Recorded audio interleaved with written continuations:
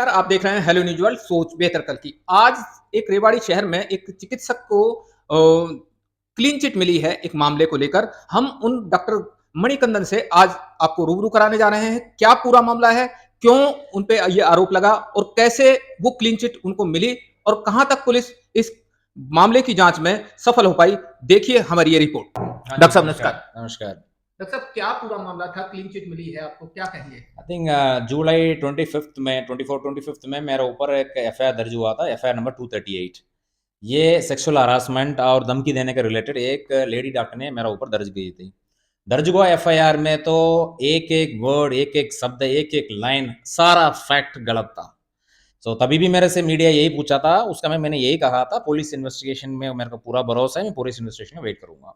जब 3 महीना के ऊपर पुलिस इन्वेस्टिगेशन इसमें हुआ था और डीएसपी सर का भी, एसएचओ महली थाना का भी एसआईटी फॉर्म हुआ था, इसमें इन लोग को शामिल था और इन लोग ने इसको क्लियरली और डीपली थरोली इन्वेस्टिगेट किया। इन्वेस्टिगेट करने के बाद ये पता चला उनका जो आरोप है सारा झूठा है, इसी से हमको क्लीन चिट दिया था। वो जो इसका स्टेटस रिपोर्ट श्री विनीत चपरा कोर्ट से हमको जो मिली थी कल का डेट में, वो आपके सबमिट कर लिया। उसमें सारा डिटेल्स है, क्या क्या बयान दिया हमने, कैसे कैसे पुलिस इन्वेस्टिगेट किया और उनके सामने क्या आया, सारा डिटेल्स आपको क्लियरली दिया होगा मैंने। डॉक्टर साहब, वजह क्या मानते हैं? कुछ उनका उस लेडी और हस्बैंड हमारा फैमिली के साथ कुछ फैमिली रिलेशनशिप था और किसी कारण से वो रिलेशनशिप बिगड़ा था, उससे उनका रंजिश था। उसके बाद एक पेशेंट भी उनका पेशेंट हमारा पास एडमिट था, उस वो गलत, वो तो गायनेकोलॉजिस्ट है, बाकी वो एनेस्थीसिया दे नहीं सकती, वो एनेस्थीसिया दे दिया, इसलिए उस पेशेंट को प्रॉब्लम हुआ था। वो पेशेंट हमारा एडमिट हुआ था, उन पेशेंट ने जाकर इनके ऊपर कंप्लेंट किया था, उसका भी मेरा ऊपर लेकर बताने लग गया था आपके कारण हुआ था। वैसे तो उस पेशेंट को हमने जान बचाया, हमने नहीं होता था, हमारा स्टाफ नहीं होता था, उस पेशेंट उसी हॉस्पिटल उसी दिन मर जाती थी। उसके बाद एक और स्टाफ था, वो उनके पास छोड़कर हमारा पास ज्वाइन कर लिया। उनका कहना यही है, उसी स्टाफ ने इनका पीएनडीटी जो एक्ट में जब 11 दिन जेल गई थी, उसी एक्ट में इनको अंदर भेज दिया। इसी तरीका हमारा ऊपर हर चीज को रंजिश लेकर बैठेगी और इसी कारण से जाकर मेरा ऊपर इतना झूठा गंदी आरोप लगाई। आईएमए की अगर बात की जाए, निलंबन की बात आई, तो क्या इसके पीछे क्या वजह मान रही, क्यों ऐसे हुआ? देखो, आईएमए में कुछ कह नहीं सकता। बेसिकली आईएमए प्रॉब्लम क्या है, आईएमए तो इसको कॉम्प्रोमाइज के लिए बुलाया था, मीटिंग के लिए बुलाया था। हमने बोला देखो ऑलरेडी ये मैटर पुलिस के पास है, आप लोग इसको इन्वेस्टिगेट नहीं कर सकते, सच्चाई निकाल नहीं सकता, क्योंकि आपके पास पावर नहीं है, आपको अथॉरिटी नहीं है। ना गवर्नमेंट ऑफ इंडिया, ना हरियाणा सरकार आपको कोई पावर नहीं दे रही है किस तरीके आरोप को, नहीं तो क्राइम को इन्वेस्टिगेट करने के लिए। ये लोग कहने तो हम तो पंचायत है जी, पता नहीं क्या क्या ऐसा पंचायत पंचायत होने लगा था। हम तो ये तो पंचायत पंचायत तो हमका कोई भरोसा नहीं है जी। ऑलरेडी पुलिस के ऊपर कंप्लेंट है और पुलिस इन्वेस्टिगेट होने के बाद ही हम जो डिसीजन आएगा उसके लिए हम रेडी है। और बीच में इन लोग मेरे को मीटिंग के लिए बुलाया और प्रेशराइज किया था, धमकी भी दिया था। एक डॉक्टर ने घर बुलाकर धमकी दिया था, मैं आपके साथ ये हो जाएगा वो हो जाएगा। हमने कभी डरा नहीं, हमने बोला था जो इन्वेस्टिगेशन रिपोर्ट आएगा उसके हिसाब से चलेंगे। बाकी उसके बाद मैं इनका बात को नहीं मान रहा था, मीटिंग में नहीं जा रहा था, इसी कारण से मेरे को आईएम ने सस्पेंड कर दिया। बाकी आईएमए का किसी डॉक्टर को लोकल लेवल में सस्पेंड करने के कोई रूल्स नहीं है। एक तो रूल्स होता है ये आप कर सकता है, एक तो रूल्स होते कर ही नहीं सकता। आईएमए का रूल्स ये है आप कर ही नहीं सकता। समझ रहे ना मेरा बात, कर ही नहीं सकता।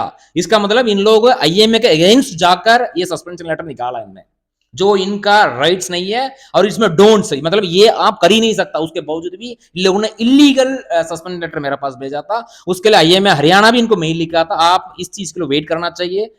किसी को सस्पेंड करने के लिए आपके पास पावर नहीं है, उसके बावजूद भी इन लोगों ने इस ऑर्डर को रिवोक नहीं किया, आज तक रिवोक नहीं किया, अभी तक रिवोक नहीं किया। डॉक्टर साहब, अगर बात की जाए अब आईएमए की करें या कानून की जो एफआईआर लॉज हुई, एफआईआर लॉज को होने के बाद में उसमें क्लीन चिट मिली, डीएसपी के माध्यम से जो एसआईटी गठित हुई उसने क्लीन चिट दी है, तो क्या कहते हैं अब कानून को लेके? देखो जी, अभी क्लीन चिट मिली, अभी इसके आगे प्रोसीडिंग्स तो मेरे को लीगली मेरा एडवोकेट मिस्टर कैलाश और मिस्टर कुणाल बताएंगे आगे क्या लीगल प्रोसीडिंग्स हमको करनी है और मेरे को और क्या क्या लीगल प्रोसीडिंग्स में गो थ्रू करनी है। अभी तो जस्ट क्लीन चिट मिली थी, वो मैं मीडिया के सामने रख दिया, जो रिपोर्ट आया था वो आपके पास हैंड ओवर कर दिया मैंने। तो डॉक्टर साहब, अगर बात की जाए आरोपों की, तो किसी महिला के साथ में जो जो छेड़छाड़ के आरोप हैं, बड़े गंभीर आरोप होते हैं और एक देखो महिला महिला चिकित्सक के पेशे से जुड़े हुए महिला पुरुष के ऊपर पुरुष प्रधान समाज कहते हैं, मगर जो है जिस हिसाब से एक फिल्म में भी ऐतराज फिल्म आई थी, तो उसमें भी जो है एक पुरुष को जो है उसमें साबित किया था उनकी पत्नी ने, क्या कहेंगे एक पुरुष को देखो जी, ये मेरे साथ नहीं होता है, काफी लाखों लोग के साथ होता है, ये तो सरकार का डिसीजन होना है। प्रधानमंत्री मुख्यमंत्री का डिसीजन होगा, नहीं तो चीफ जस्टिस ऑफ इंडिया का डिसीजन होगा इस तरह के आरोप को किस तरह का हैंडल करना है। ये तो मैं भी इसमें एक विक्टिम हूँ, बस इतना ही बता सकता हूँ। क्या माने कि पुरुष भी ऐसे विक्टिम होते हैं? मैं तो एक विक्टिम था, 3 महीना तो आपके सामने मैं विक्टिम था। अच्छा डॉक्टर साहब, ये अगर बात की जाए समाज में एक प्रतिष्ठा होती है, एक महिला चिकित्सक ने आरोप लगाया और महिला चिकित्सक के आरोप के बाद में चिकित्सक पे आरोप लगाया और उसके बाद में एक पुरुष की छवि भी जो है उसमें प्रभावित होती है। क्या कहेंगे कि ऐसे कितने मामलों में ऐसा होता होगा? पता नहीं जी, मेरे को इसके बारे में ज़्यादा आइडिया नहीं है, बाकी इतना तो पता था, इन लोगों का इनका जो एफआईआर पढ़ने के बाद मेरे को इतना समझ आया, एक-एक वर्ड इसमें झूठा है, मैं ईज़िली निकल जाऊँगा इसमें तो, क्योंकि जो झूठा है, झूठा का तो कभी साबित नहीं कर सकता। बस इनका मन में यही था, इस तरह का झूठा आरोप लगाकर, हाइप क्रिएट कर कर मेरे को अंदर अरेस्ट करवा दे। उसके बाद आप बाहर आकर अपना प्रूव करते रहो, उससे उनको कोई परवाह नहीं पड़ता है, क्योंकि एक बार आप अंदर गया, अरेस्ट हो गया, अंदर गया, आपका प्रैक्टिस कोलैप्स हो गया, उनका ईगो सेटिस्फाई हो गया, उनका रंजिश निकल गया, फिर बस उससे उनका हैप्पी। उसके बाद आप कितना भी प्रूव करो, कितना भी अच्छा करो, जो नॉर्मली होती है, फिर भी उनने उससे उनका कोई लेने देन नहीं है। तो उनका तो मेन टारगेट था, इसका बदनाम करो, अंदर करवाओ, प्रैक्टिस से कोलैप्स करो, हॉस्पिटल बंद करवाओ। तो सामाजिक जो प्रतिष्ठा है उस पे भी आप कहीं न कहीं जो है मानते हैं?